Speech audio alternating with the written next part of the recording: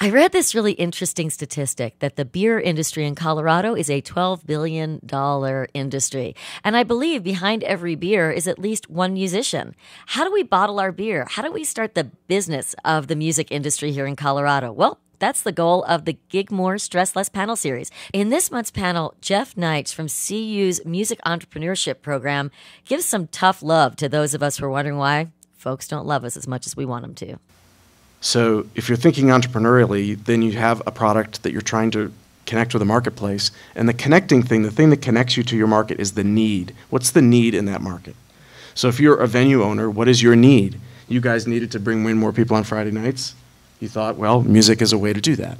As a musician, maybe your need is to try to find a way to gig more often and more sustainably so you can do it full time. Then the question is, well, who is your market and what do they need from you that you can fulfill?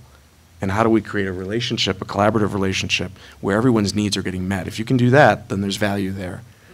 And I think as artists, we don't think in those terms most of the time. We just have this thing we want to do and we wish people would value it and we can't figure out how to get them to value it, right? And then so you get kind of stuck. And I think that's true for classical musicians or jazz or whatever. And I think the key is to try to figure out where the needs are that you can meet. And if you can figure that out, then you can unlock value.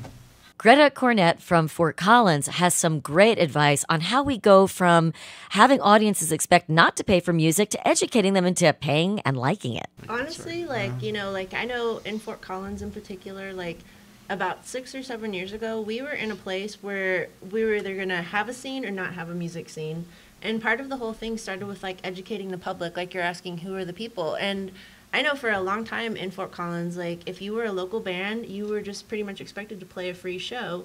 And what you saw happen was it trickled down to everything else. If people don't want to put, and pay a $2 or $3 cover to come see a local band, they don't really want to pay $15 to see a national band. So we weren't getting national bands in Fort Collins.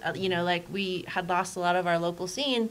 And so kind of one thing I know the musicians and some of the venues did together to really change the general perception of it was we all started charging covers for local bands. And we kind of stuck together hey, you have to pay $3. You're going to pay $10 to go bowl, or you're going to pay, whatever else to go be entertained somewhere else. And so that was kind of what we did. And I think it's worked. Here we are 6 years later. And I know at Road 34 in particular, we started with a $2 cover at a college area. We have the built-in college crowd, and we used to have to beg people to pay the $2 cover, and now we charge $5 always for shows, unless they're a bigger show, and people don't even flinch anymore. They just pay the $5 and come in.